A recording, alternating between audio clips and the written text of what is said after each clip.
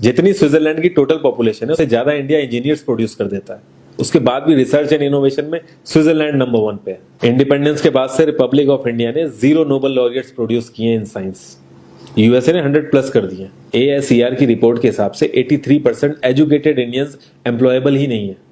और ये जो सुंदर पिचाई, सत्या नदेला की हम बात करते हैं, इन्होंने भी आगे चल के अपनी एजुकेशन बाहर से ही करी है। और ये सारी चीजें जो मैं बोल रहा हूं ना, इसका रूट कॉज फाइंड आउट करने के लिए हमें थोड़ा सा पीछे जाना पड़ेगा। जब ब्रिटिशर्स हम पे रूल कर रहे थे तो ईस्ट इंडिया कंपनी के सामने 2 मेजर चैलेंजेस थे।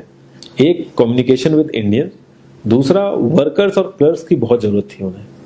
फिर थॉमस बेविंगटन मैकॉय ने हमें इंग्लिश एजुकेशन एक्ट ऑफ 1835 दिया, जिससे उनके दोनों पर्पस पूरे हुए। पहला, उनको बंदे चाहिए थे जो चुपचाप डेस्क पे बैठे, अपना काम करें, क्वेश्चंस ना करें और ज्यादा क्रिएटिव ना हो। Second, communication in English. English सबसे ज्यादा बोले जाने वाली लैंग्वेज नहीं है, उसके बाद भी इंग्लिश एक लैंग्वेज की बजाय एक क्लास बन गया इंडिया में। रशिया, चाइना, फ्रांस, ये सब जगह इतना ऑब्सेशन नहीं है इंग्लिश को लेके जितना इंडिया में है।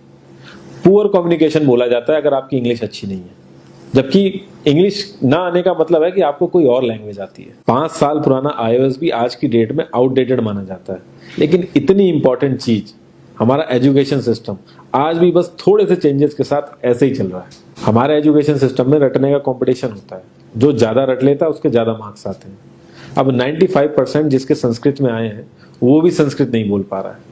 और बेसिक हिस्ट्री होने की बजाय इतनी मोटी मोटी किताबें हैं हिस्ट्री की जिसका कोई मतलब नहीं है। अगर आज की डेट में आपको कुछ भी पता करना, आप गूगल से पता कर लोगे, उसके लिए आपको याद करने की जरूरत नहीं है इतना कुछ। और ये गवर्नमेंट स्कूल में हर क्लास में इंग्लिश का सब्जेक्ट है। 12-12 साल लगाने के बाद भी लोग इंग्लिश नहीं बोल पा रहे हैं। और बिना किसी बुक को पढ़े 5 साल का बच्चा सीख लेता है, क्योंकि उसको वैसा एनवायरमेंट मिल जाता है। A+B का whole square is equal to A² + B² + 2AB। इसका रियल लाइफ में क्या यूज है किसी को नहीं पता, न प्रिंसिपल, न टीचर, न बच्चे, बस पढ़ाई चले जा रहे हैं। हो सकता है इसका कुछ मतलब हो, लेकिन आप ट्राई करके देख लेना, किसी को नहीं पता। हाँ, 2AB की जगह अगर आपने 3AB बोल दिया तो 4 लोग हंसने वाले मिल जाएंगे आपके ऊपर। किंडरगार्टन में जो बच्चों को सिखाने के लिए टेक्निक यूज होती है वो लाख गुना अच्छी है कॉलेज की वो रटने वाली टेक्निक से। और जिन बच्चों के बहुत ज्यादा नंबर आते हैं ना, जो वो छुपा छुपा के एग्जाम में लिखते हैं, आप देखोगे जब वो रियल लाइफ में जाते हैं ना तो ज्यादातर क्रम्बल करते हैं। हर किसी को सेम सिलेबस और सेम चीज सिखाई जाती है बिना उसकी कैपेबिलिटी देखे। और क्रिएटिविटी का तो दूर दूर तक मतलब नहीं होता। अब एक लाइन से आप शेर, मछली, सांप, हाथी सबको लाइन से खड़ा कर दो और उनसे कहो पेड़ पे चढ़ो, उनको तो जिंदगी भर यही लगेगा ना कि वो तो किसी काबिल ही नहीं है। और द्रोणाचार्य ने भी पांडवों को उनकी स्किल सेट के हिसाब से उनको चीजें सिखाई, सबको एक ही चीज नहीं सिखा दी। और हमारे एजुकेशन सिस्टम में ज्यादा ऑप्शंस भी नहीं है। सबसे ऊपर साइंस, फिर कॉमर्स, और सबसे नीचे जाके कहीं नंबर आता है आर्ट्स का।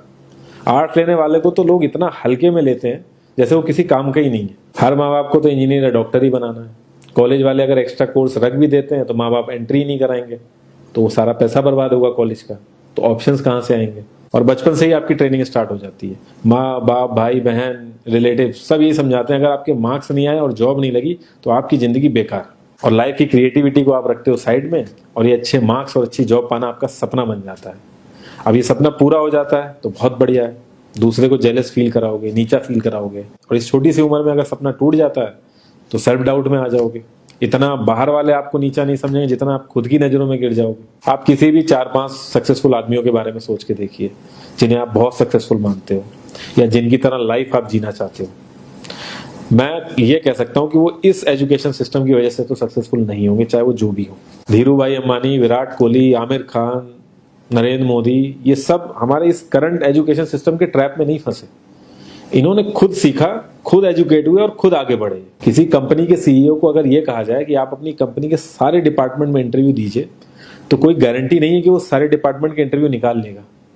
और ये भी हो सकता है कि वो आधे से ज्यादा डिपार्टमेंट के लिए क्वालिफाई ना करे एजुकेशन वाइज, लेकिन वो पूरी कंपनी चला सकता है। तो ये जो एक स्किल है, इसके बारे में बात क्यों नहीं होती? लोग अपनी 25% से ज्यादा जिंदगी इस करंट एजुकेशन सिस्टम में लगा देते हैं ताकि अपने से कम पढ़े लिखे आदमी की कंपनी में जाके उसके सपने पूरे कर सकें। इंडिया का जो करंट एजुकेशन सिस्टम है, अगर वो इतना ही अच्छा है तो जो भी सेलिब्रिटीज हैं, पॉलिटिशियंस हैं, वो अपने बच्चों को बाहर क्यों भेज रहे हैं पढ़ने के लिए? इनफैक्ट पॉलिटिशियंस के साथ तो ऐसा करना चाहिए, जिस एरिया से वो जीते हो उसी एरिया के गवर्नमेंट कॉलेज में उनके बच्चे को पढ़ना कंपलसरी हो जाए, तभी वहां के गवर्नमेंट कॉलेज सुधर सकते हैं। 368 प्यून की जॉब के लिए 1.5 लाख ग्रेजुएट और 24,968 पोस्ट ग्रेजुएट ने अप्लाई किया। मैं IAS PCS की तो बात नहीं करता हूँ, वो तो एक पैशन की बात होती है, लेकिन कुछ लोग 5-5, 6-6 साल से तैयारी कर रहे हैं कि कोई भी गवर्नमेंट जॉब मिल जाए उन्हें। उनसे पूछोगे क्यों ऐसे इतने टाइम से लगे हुए हो, तो वो एक ही चीज बोलेंगे कि जॉब सिक्योर है। मतलब आप काम नहीं भी करोगे तो आपको निकाला नहीं जाएगा। ये सारी कामचोरी वाली बातें माइंड में इसीलिए आती हैं क्योंकि हमारा जो करंट एजुकेशन सिस्टम है वो इतना कॉन्फिडेंस ही नहीं देता है कि हम अपनी स्किल के दम पे कहीं जाके काम करें और हमें निकलने का डर ना हो। मैं आने वाले 10 साल की तो बात ही नहीं कर रहा हूँ, अगर मैं आने वाले 5 साल की भी बात करूं तो टेक्नोलॉजीज में इतना ज्यादा चेंजेस आ जाएगा कि जो आज हम पढ़ रहे हैं, जिस स्किल पे हम फोकस कर रहे हैं, पता नहीं वो रेलेवेंट भी होगी कि नहीं उस समय। Cloud computing, SEO, digital marketing, ये सब जॉब्स पहले एग्जिस्ट ही नहीं करती थी। हम लोगों को एजाइल होना पड़ेगा, नई नई चीजों को सीखने के लिए ओपन रहना पड़ेगा, क्रिएटिव माइंड लगाना पड़ेगा।